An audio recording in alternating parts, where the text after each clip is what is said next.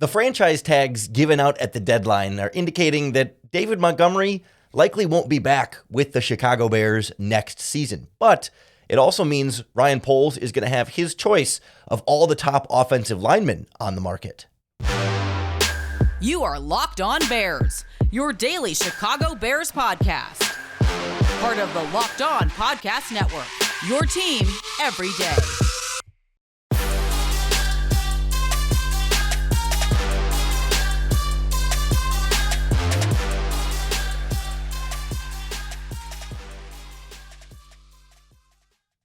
This is Locked On Bears, and I'm your host, Lorin Cox. I'm here to bring you your daily, in-depth Chicago Bears news and analysis. You can follow me on Twitter at CoxSports1. You can follow the podcast on Twitter at Locked On Bears. You can like Locked On Bears on Facebook. Join the Locked On Bears Facebook group for even more Bears talk. And make sure you hit that subscribe button on the Locked On Bears YouTube channel to keep up with all of our video podcasts as well. Thanks for making Locked On Bears your first listen today. We're part of the Locked On Podcast Network, your team every day. And on the show today, we look at how the franchise tag decisions, the ones that were given and not given, affect the free agent market for the Chicago Bears.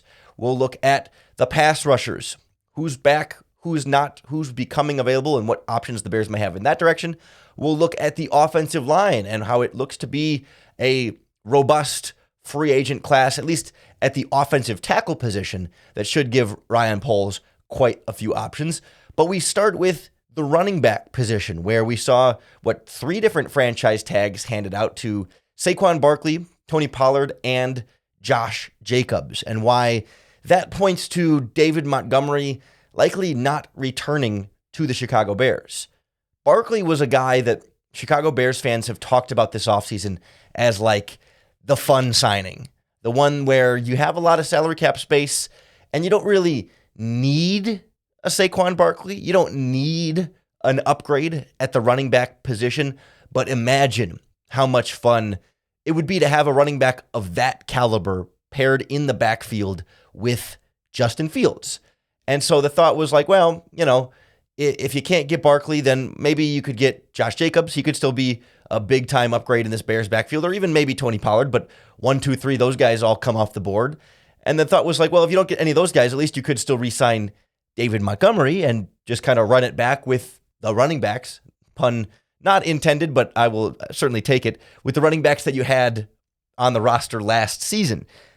But now that all three of them are not only just like not going to be signed by the Bears, but completely off of the free agent market, I think David Montgomery's agent is going to have some real dollar signs in his eyes, because you start looking around at the free agent running back market, and David Montgomery might be at the very top of the list. You could make an argument for Miles Sanders from the Philadelphia Eagles. You can make an argument for Jamal Williams from the Detroit Lions. But after them, David Montgomery's definitely top three. That's at a minimum top three, and arguably top one among the free agent running back options. And so there's now less supply for running backs and essentially the same amount of demand. I mean, you could argue that, okay, if the Giants didn't tag Barkley, they could be in the market for running back, or if the Raiders didn't tag Josh Jacobs, there could be them in the market for running back, right? You can make the argument here or there, but the same teams that the Bears would have been competing for a running back for Barkley, Jacobs, or Pollard are now have fewer options to compete with the Bears for, and are going to be looking more intently at David Montgomery. The Bears have said all along they would like to bring David Montgomery back and, value him as a part of this franchise and would be a good part of this Bears offense. But the numbers have to align there. It was kind of the phrasing Ryan Poles has kind of said, listen, more or less, we're going to put a certain value on how much we think David Montgomery is worth, and we're probably not going to pay a lot more than that. And we're not going to try and outbid every other team to bring him back to Chicago. Certainly didn't consider the franchise tag to make sure he stayed or anything like that. And so as the less running back supply there is on the free agent market, the more the demand is going to then sort of step up for those players. That if there's another team that really wants a running back, instead of having 6 guys to pick from at the top of the class, maybe there's only 3 now with Sanders and Williams. Plenty of backup running backs and committee type running backs. But in terms of number one backs, 1,000-yard guys that you're going to give the ball to every time. I mean, maybe you could put Donta Foreman. He almost hit 1,000 yards this season, maybe in that conversation. But like really, those three, Sanders, Williams, and Montgomery, are now the guys at running back. And so that's where, if teams are going to bid on running backs, that's where the money is going to go. And it just feels like that's something that's going to continue to drive up Montgomery's price, potentially outside of that range, wherever the Bears see that range, that his price tag might be. I don't think it's the end of the world for the Bears. I've maintained the position all along that, sure, I'd love to take him back at a reasonable, $6 or maybe even $8 million salary number, but much north of 8. I don't think he's that valuable to the Chicago Bears. And we did a podcast was it January even by now, multiple weeks ago, if not a month ago now, about how I think you can get by with Khalil Herbert as your first and second down lead running back who can be 1,000-yard running back for you, so long as you make a concerted effort to pair him with someone who's a little bit better of a blocker and a little bit better of a receiver out of the backfield, and sort of shift your backfield dynamics from the Montgomery Herbert thing to Herbert and a new partner who could be even more effective in the passing game than Montgomery was. And maybe this new running back that you pair with Herbert, either in free agency or the draft, won't be as effective of a runner as David Montgomery, but Khalil Herbert has looked very capable of being the guy you can give 15 to 20 carries a game to and get explosive, speedy production from him to pair with Justin Fields, who will also be one of your leading rushers at times this season or in next seasons, hopefully. I think the idea is that he doesn't have to be your leading rusher, but that he certainly has the capability to be your leading rusher in future seasons as well. So pairing him with complementary backs, you don't necessarily need to invest $10+ million in one lead back when you have other talented, cheap running backs and a quarterback who's going to contribute significantly to your running game. And why I think the Bears put that price tag on, that price limit on David Montgomery, and say, listen, man, we'll take you back here at this price. Otherwise, best of luck to you. And it just feels like with these franchise tags that have gone out, that number that Montgomery might get on the open market just seems to be going up and up, which then reduces the chance that he's back with your Chicago Bears this season. It might be tough to say goodbye to David Montgomery, but you'll be saying hello to plenty of other new free agents brought in this offseason. And we're just, a week away from the negotiation period opening up. And after this franchise tag deadline came and went, we saw the offensive tackle market in particular stay robust and even add to that group, where the Bears are going to have a much bigger supply to choose from as they try and shore up potentially that right tackle or even the left tackle spot if they want to move Braxton Jones. All of those options that just hit the market or now we know for sure will be on the market next on Locked On Bears. The Locked On Bears podcast is brought to you by our friends at FanDuel Sportsbook, America's #1 sportsbook, because new customers get a no-sweat first bet up to $1,000. That's bonus bets right back to you if your first bet doesn't win. Just download the FanDuel Sportsbook app on whatever app store you use. It's safe, secure, and super easy to use. You can bet on the NFL draft. You can bet on the NBA season. You can bet on any and all sports across the spectrum. They've got it for you at FanDuel Sportsbook. So don't miss your chance to get your no-sweat first bet up to $1,000 in bonus bets when you go to FanDuel.com/lockedon. That's FanDuel.com/lockedon to learn more. Make every moment more with FanDuel, an official sports betting partner of the NBA and NFL. We wondered if some of these teams would use that franchise tag to make sure that their franchise left or right tackle stays in their organization to protect their quarterbacks. And ultimately, 3 different teams all decided against using franchise tags on offensive linemen. Not even, I guess in one case to use the franchise tag on someone else, who we might not get into much this podcast, but we should at some point. Kind of overlooked him as I'm working through this. But other teams just said, no, we're not so desperate to lock this guy in and to pay this guy top dollar, and he thinks his market's going to be bigger than we think it will be, so we'll let him test it on the free agent market. The Kansas City Chiefs did not franchise tag left tackle Orlando Brown, who they just traded for 2 years ago and has been, Patrick Mahomes' blindside protector and helped them win the Super Bowl this year and get to the Super Bowl in previous years. The Atlanta Falcons chose not to franchise tag right tackle Caleb McGarry, who had maybe the best year of his career this year and the last year of his rookie contract. And the Jacksonville Jaguars, they weren't strongly rumored to be franchise tagging Jawaan Taylor, but they ultimately decided to franchise tag tight end Evan Ingram instead, another player who I think the Bears should have been in on, and I am disappointed that he's not there. It makes the pass catcher market that much weaker. But I want to stick with the offensive tackles here because that's 3 big-name tackles that could have been franchise tagged, that were speculated as possible franchise tag options, now for sure hitting the market. And on top of that, we had a player released yesterday, the franchise tag day, who will also be able to hit the open market, and that's Tampa Bay Buccaneers left tackle Donovan Smith. He's a little bit older than those other guys. Not old. I mean, he's just, 30 years old? He's about to turn this offseason. But that's 4 guys right there that are starting caliber NFL offensive tackles, 2 left tackles, 2 right tackles in that mix. Plus, there wasn't really a lot of talk about Mike McGlinchey being franchise tagged, but he's another one that's still going to hit the open market. Like, you've got these top offensive tackle options pretty much all getting out there. And Ryan Poles has the money to go sign any of them that he might want to, and the money to outbid anybody on any of them that he might want to. And of course, the Bears have right now a glaring hole at right tackle.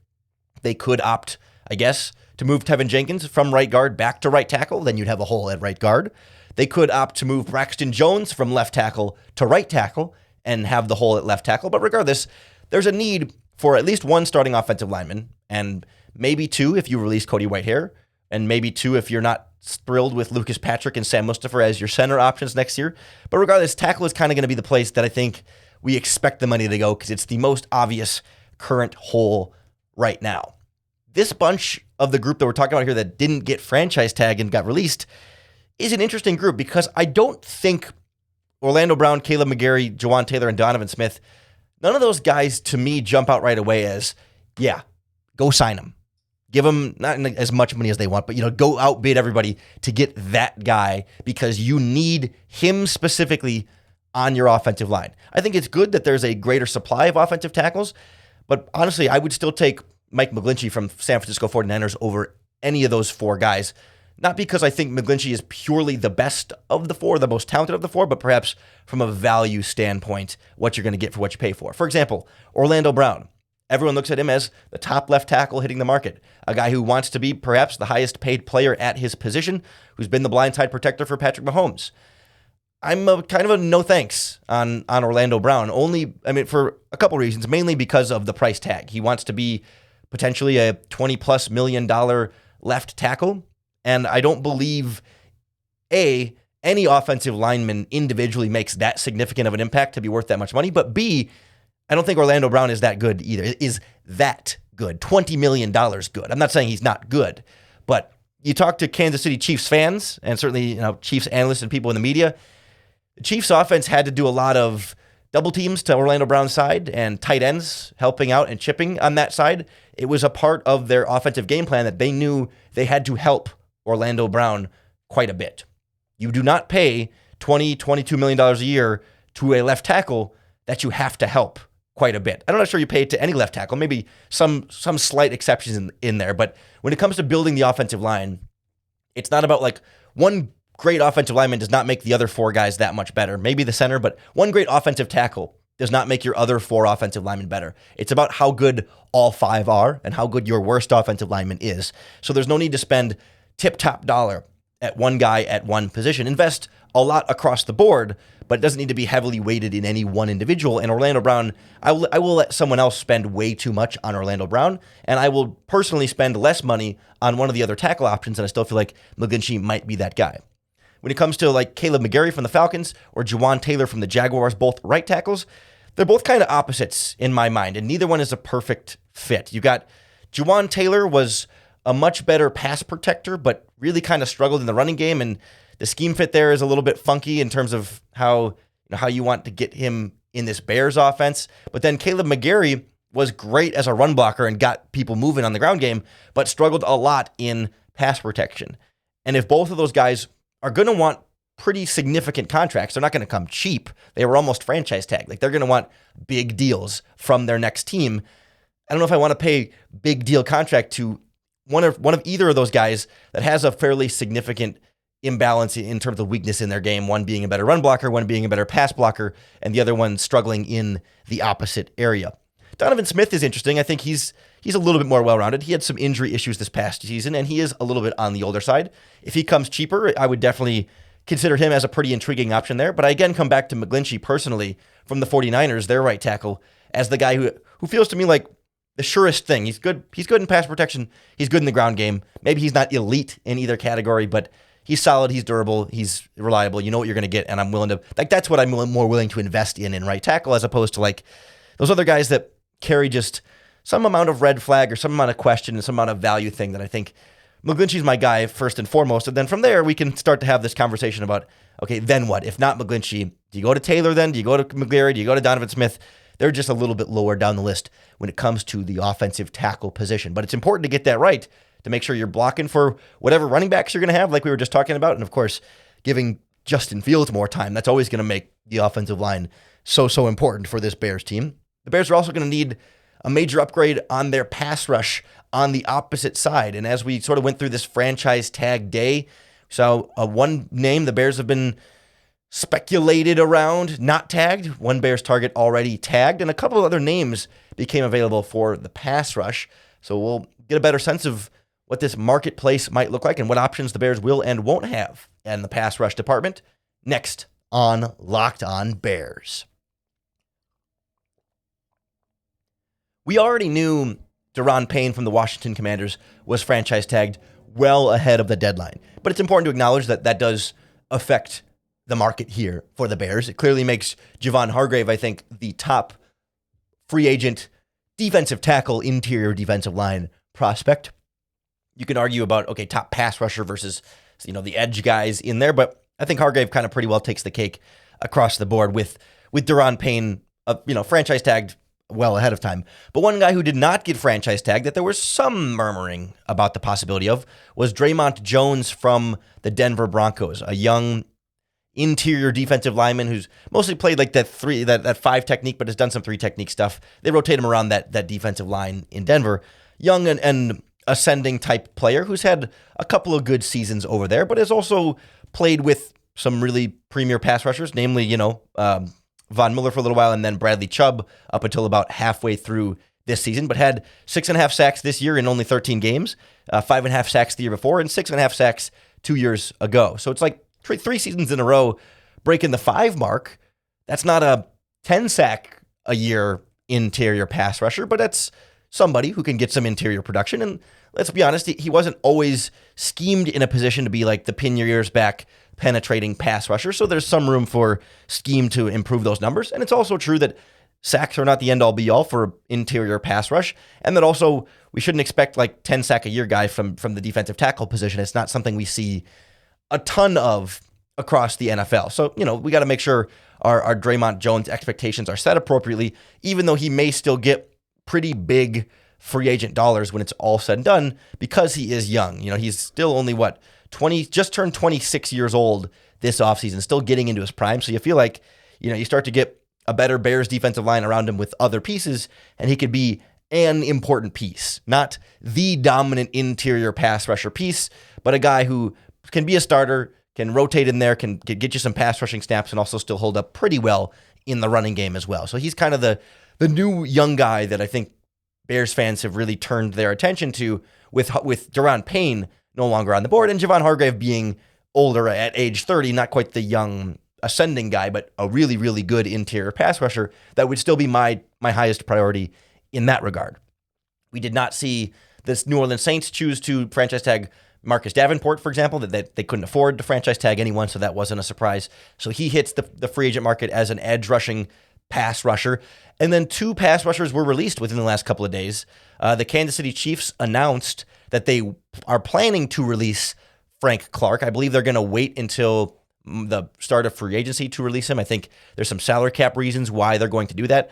But when a team formally announces they're going to release a player like Frank Clark, like it's not just Adam Schefter reports this, but the team has sort of like formally announced we are going to release Frank Clark.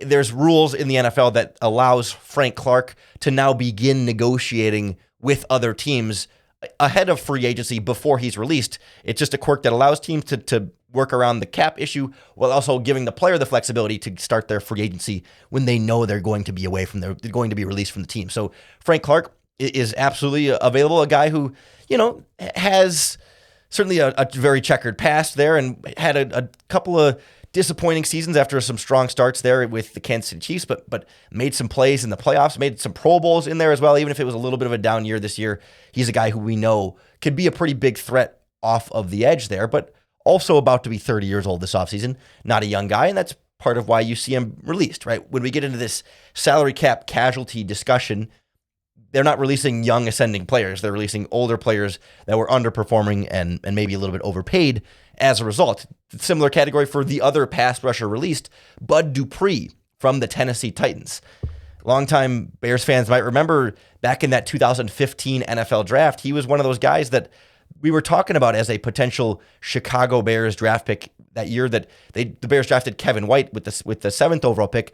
Dupree was in that conversation with the top pass rushers. Like, it was Vic Beasley, Bud Dupree, and I think there was one more, but I'm struggling to find who that was. Oh, Dante Fowler, because he went 3rd overall. He was in that conversation as a first-round pass rusher that maybe the Bears could be interested, ended up falling to 22nd overall, but he had a couple of pretty good seasons, got up to 11.5 sacks in 2019 with the Steelers, but his last couple of years in Tennessee have been extremely underwhelming. Signed a big contract to go there, has been injured both years, hasn't played a full season since 2019, but has hit 11 games every year, but had 8 sacks, 3 sacks, and 4 sacks over that time. So these are not premier pass rushers, but they're adding more edge rusher depth to a free agent class that doesn't have a ton of that on the edge. I mean, we've talked about Davenport a little bit as kind of that, top of the market in terms of just a young guy who's still ascending, but it's like, there's a bunch of other like old guys like Robert Quinn and Brandon Graham and,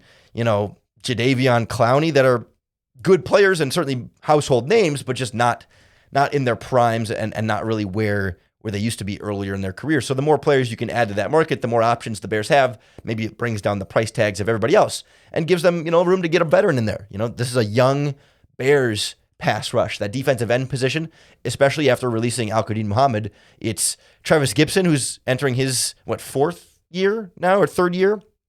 4th year for Travis Gibson.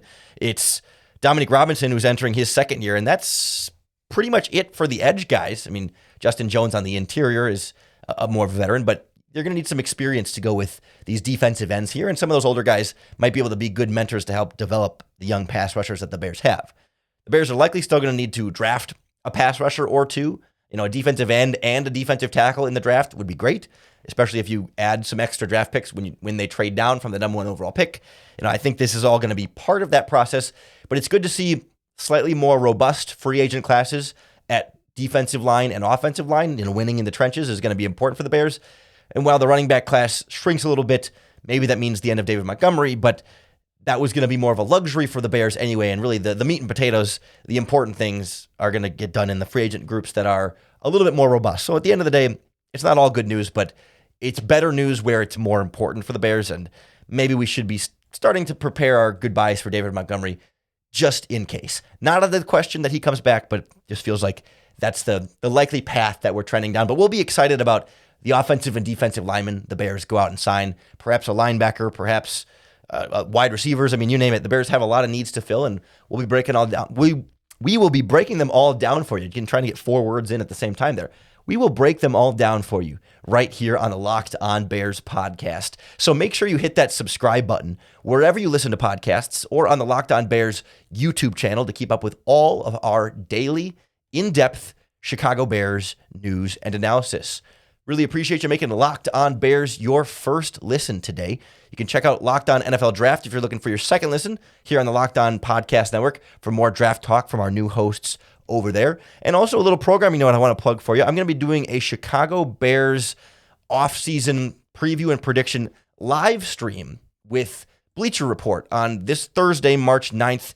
I believe we've got it scheduled now for 2 p.m. I think it'll be in the Bleacher Report B&R app. So if you want to get some live Bears talk rolling Tuesday afternoon, 2 o'clock Central Time in the Bleacher Report app. Should be a lot of fun. I'm excited for that, and hope you'll come watch that with me as well.